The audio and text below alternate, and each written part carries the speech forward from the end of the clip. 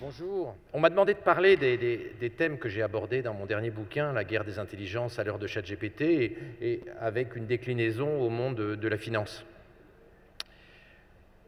Je suis effectivement, même si le futur est totalement imprévisible, je suis convaincu que les LLM du type ChatGPT vont avoir une incidence majeure sur la société, sur l'organisation économique et sur la finance. Mais pas uniquement sur la gestion des opérations de FinTech, aussi sur la finance par l'intermédiaire de la transformation de l'économie. Il va y avoir des transferts de valeur, il va y avoir des évaporations de valeur, il y a des entreprises qui vont mourir, et cela, bien sûr, va avoir des conséquences pour le monde de la finance, qui est l'organisateur, la colonne vertébrale du financement du tissu économique. Alors, pour tout vous dire, je fais partie des gens qui n'ont pas vu arriver les LLM. Et pourtant, j'écris sur l'IA depuis longtemps, je suis bien entouré puisque le fondateur et président de Mistral, Arthur Mensch, c'est mon neveu. Donc je suis baigné dans le monde des LLM et pourtant je n'ai pas vu arriver la vague avec cette importance. Le 29 novembre 2022, la veille du jour où ChatGPT 3.5 est sorti, ce que fait GPT-4 en médecine aujourd'hui, je ne l'envisageais pas envisageable, je ne l'envisageais pas possible avant 2040-2050. J'ai été stupéfait de la capacité de ChatGPT à comprendre des données médicales non structurées, non codées dans la classification internationale des maladies, avec des abréviations, avec de l'argot, en écriture manuscrite, maintenant avec la version 4V de GPT. C'est d'ailleurs à cette occasion que j'ai décidé d'écrire mon nouveau bouquin, La guerre des intelligences à l'heure de ChatGPT. En réalité, je me suis rendu compte, et j'en ai fait un papier dans le Figaro il n'y a pas très longtemps, je me suis rendu compte que je connais à peu près 1/1000e du savoir biologique et médical aujourd'hui. Pas 1%, pas 1/1000e, 1/1000e. Donc effectivement, notre rapport avec les automates, qu'on soit financier ou médecin, est conduit à une certaine marginalisation de par le fait que nous ne connaissons qu'une toute petite partie de la connaissance humaine et que le volume de data qui sont générés est trop élevé pour un cerveau humain traditionnel. Le deuxième choc pour moi, après m'être complètement planté et n'avoir pas vu l'ampleur qu'allaient représenter les LLM, en tout cas je m'en suis rendu compte le 30 novembre, mais pas avant, le deuxième choc pour moi, ça a été les tests que j'ai faits cet été. J'ai comparé une infirmière avec ChatGPT 4, la version 4V n'était pas encore disponible, avec moi sur des diagnostics chirurgicaux en cancérologie, des diagnostics compliqués. Une infirmière avec GPT-4 m'écrabouille en diagnostic médical.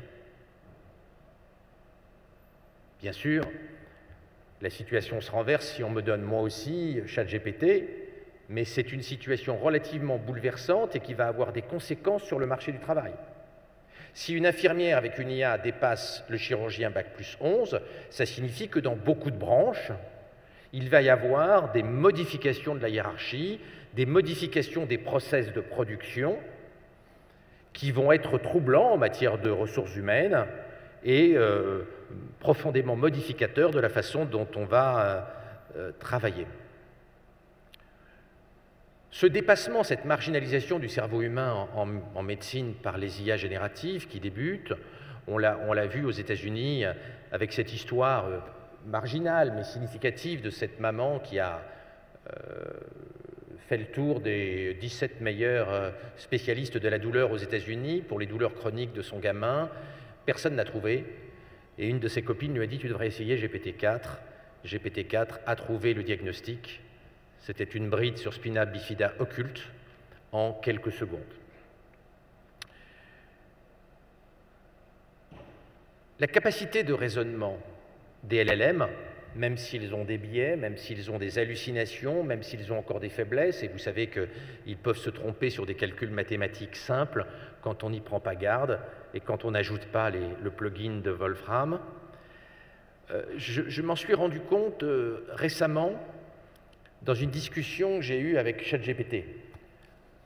Il se trouve que j'ai acheté au dessinateur Vouch, qui est un peu caustique, un dessin, il y a quelques années, qui représente un chirurgien qui est au lit d'un malade qui est subclaquant. Et il lui dit « J'aurais pu éventuellement vous proposer une opération de la dernière chance, le 24, mais le 24, je suis à Courchevel. » Et je demande à GPT-4 ce qu'il pense du dessin, et étant absolument persuadé qu'il ne comprendrait pas le dessin. Alors GPT-4 a parfaitement compris le dessin, mais ce n'est pas tant ça qui m'a angoissé, c'est la suite. Quand je lui ai demandé « Mais tu penses que le 24, c'est quel mois ?» il a argumenté pour dire qu'il était le plus probable que ce soit la veille de Noël et que ce soit en décembre. Je lui ai demandé si c'était possible en juillet. Il a expliqué que tout est possible et qu'on peut aller à Courchevel en été, mais qu'il n'y a pas de neige à Courchevel en été, que ce n'est pas une station de ski et que donc lui, il a plutôt tendance à penser que c'est le mois de décembre que le mois de juillet. Et je lui ai dit, mais si le chirurgien avait dit qu'il allait à Zermatt, est-ce que cela changerait ton analyse du dessin? Bien sûr, Zermatt est différent de Courchevel, on peut y faire du ski d'été, me répond GPT-4. Le glacier du Matterhorn Paradise est ouvert toute l'année, donc il aurait été possible que ce soit le 24 juillet. Ce serait plus probable pour Zermatt que pour Courchevel, compte tenu du fait qu'il n'y a pas de glacier à Courchevel. Ce niveau de réflexion et de maîtrise du raisonnement hypothétique déductif est très impressionnant et va avoir beaucoup de conséquences sur l'organisation de la filière tech, mais aussi des entreprises que finance le monde de la tech. On pourrait multiplier les exemples de modifications assez radicales de l'économie et donc de la finance, mais il y a quelques points qui me paraissent très importants. Il va y avoir beaucoup de surprises et donc beaucoup d'entreprises ne vont pas faire les bons choix technologiques, car nous sommes face à une imprévisibilité très forte. N'oublions jamais que les 8 scientifiques qui ont découvert l'architecture transformer à la base de ChatGPT travaillaient chez Google en 2017 et que Google n'en a gardé aucun, car Google n'a pas compris l'importance de l'architecture qui allait donner ChatGPT. Dans toutes les branches, des gens vont faire des erreurs d'appréciation dans l'utilisation de l'intelligence artificielle dans les années qui viennent. L'impréparation est totale, la valeur va migrer très vite, elle va se concentrer par endroits, avec une difficulté pour les entreprises d'acquérir les talents permettant de faire vivre les intelligences artificielles génératives. Vous le savez peut-être ou pas, les très bons spécialistes des LLM en France, sur le sol métropolitain, gagnent tous plus d'1 million d'euros par an. Tous. Ça va poser pour les fintech, ça va poser pour le tissu économique des vrais problèmes pour acquérir des gens capables de développer des architectures d'intelligence artificielle générative de haut niveau. Et on risque d'ailleurs d'avoir une concentration des talents dans peu d'entreprises, dans les branches qui ont une forte rentabilité et qui vont être capables de surpayer les petits génies qui alimentent les IA génératives. Par ailleurs, nous allons avoir un problème de souveraineté très important. Alors bien sûr, on vante la French Tech ici et l'IA française ici, et je ne vais pas dire du mal de mon remarquable neveu et de ce qu'il fait à Mistral, mais n'oublions jamais que le budget recherche d'Amazon est de 40 milliards et que le plan Macron pour l'intelligence artificielle, le plan Villani, c'était 4 milliards sur 6 ans. Donc on est aujourd'hui avec des ressources qui sont plus faibles que les géants américains pour développer l'IA. Dans votre branche comme d'autres branches, il va falloir vivre avec une ambiance un petit peu hystérique. Il va y avoir par moments des régulations de l'IA qui vont être absurdes, non rationnelles, et qui peuvent abîmer vos business models et vous empêcher de faire ce que vos concurrents américains vont pouvoir faire. Vous avez vu toutes les déclarations de cet été. Geoffrey Hinton, qui est le principal inventeur des réseaux de neurones profonds, a démissionné de Google en expliquant qu'il regrettait d'avoir inventé les réseaux de profonds et que si c'était à refaire, il ne les inventerait pas, car il pense que la fin du monde est proche. Vous avez vu qu'Harari, comme d'habitude, en a remis une couche et a dit qu'on allait tous mourir et qu'il n'était pas du tout convaincu qu'on allait pouvoir résister à l'IA. Le patron de Google a dit qu'il n'arrivait plus à dormir la nuit à cause des LLM. Et cet été, Bill Gates, Sam Altman, le fondateur de ChatGPT, Geoffrey Hinton et toute une pléiade de spécialistes des LLM ont fait leur déclaration en 26 mots. Pour limiter le risque d'extermination de l'humanité par l'intelligence artificielle, il est urgent de mettre en place une régulation mondiale comme celle qu'on a mise en place pour la régulation des pandémies et pour le nucléaire. Vous allez donc vivre avec une pression politique importante et il va y avoir des tentatives de réguler l'IA et parfois de façon défavorable au monde des fintech. D'ailleurs, l'AI Act qu'a généré la présidente de la Commission européenne et Thierry Breton, est extrêmement restrictif par rapport à ce que vos concurrents américains vont pouvoir faire dans l'utilisation des IA génératives. Je pense que quand on bosse dans la finance, il faut réfléchir à ce que va être le monde de demain, un monde dans lequel nous allons vivre avec une quantité infinie d'intelligence gratuite.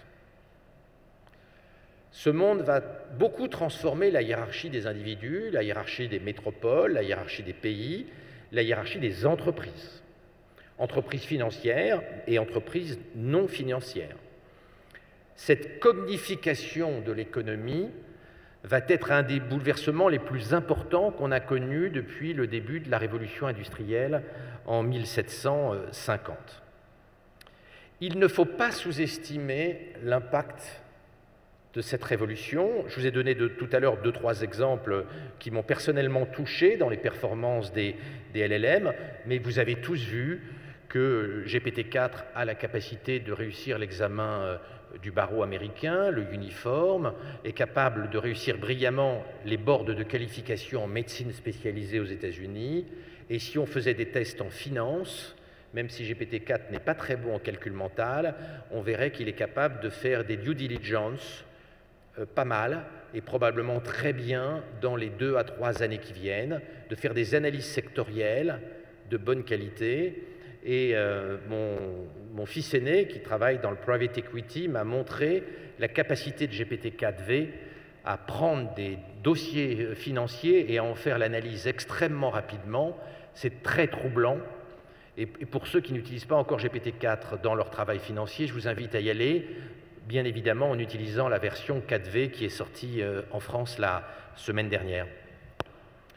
Pour la finance, pour se projeter dans le futur, je pense qu'il est intéressant de raisonner par scénario. Il y a aujourd'hui 3 scénarios sur la table. Le premier scénario, l'intelligence artificielle n'atteint pas l'intelligence artificielle générale, l'AGI. Deuxième scénario, l'IA atteint l'AGI dans 1000 à 2000 jours.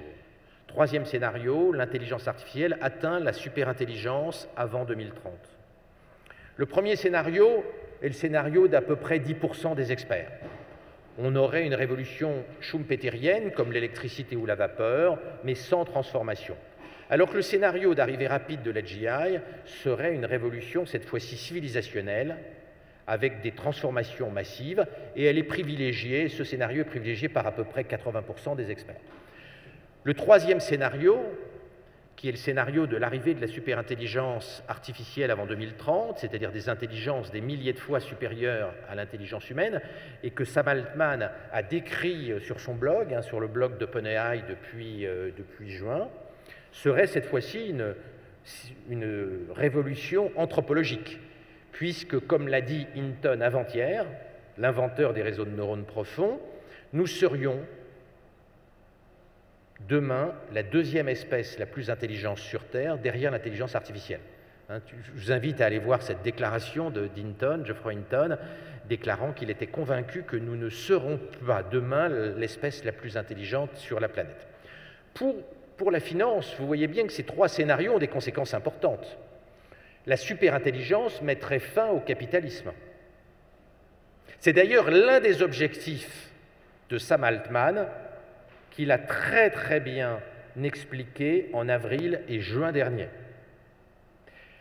En mettant un écart gigantesque entre les gens les plus intelligents sur Terre et l'intelligence artificielle, il rendrait totalement injuste et impossible qu'il y ait des écarts importants entre les gens les plus intelligents, les plus innovants et les gens moins innovants sur Terre. Si entre le plus malin des informaticiens de FinTech et le laveur de carreaux, il n'y a plus qu'un espace infime par rapport à la différence entre l'homme et la superintelligence, vous voyez bien que nos inégalités de revenus, de position sociale, seraient vaines et seraient profondément injustes. Le système méritocratique n'aurait plus lieu d'être. Donc, je n'adhère pas personnellement à la vision de Sam Altman de l'arrivée dans les 6 années qui viennent de la superintelligence, mais je crois que le monde de la FinTech doit réfléchir à la façon de développer ses business models et éventuellement de pivoter en étudiant et en partant des principaux scénarios qui sont aujourd'hui sur la table.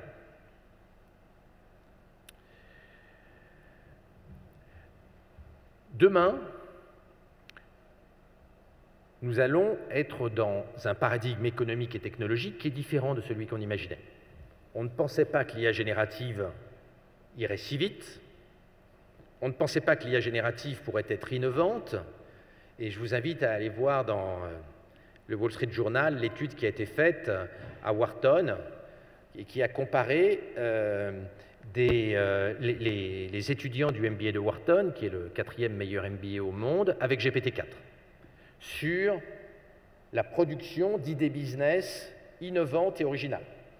Alors, GPT-4 n'a pas dépassé les étudiants de Wharton, elle les a écrabouillés. Écrabouillés, par 35 à 5.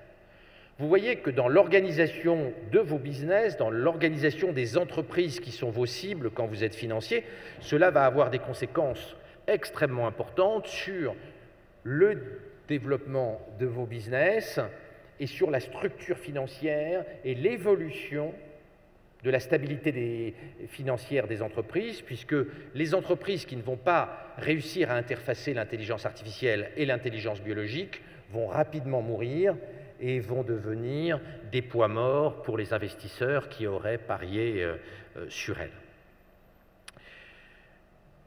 De la même façon, la Harvard Business Review a publié un papier sur les consultants du Boston Consulting Group, en comparant ceux qui utilisent GPT-4 et ceux qui ne l'utilisent pas de façon randomisée. Et il y a un écart absolument considérable parmi ces consultants, dont le salaire moyen est d'1,5 million de dollars par an. Il y a un écart énorme entre ceux qui utilisent GPT-4 et ceux qui n'utilisent pas GPT-4. Donc dans toutes les branches financières, mais aussi dans les branches autres, les LLM vont avoir un impact assez fort, un impact transformatif. Un point est important, on a beaucoup culpabilisé les FinTech à cause du bilan carbone de la blockchain, des NFT, etc.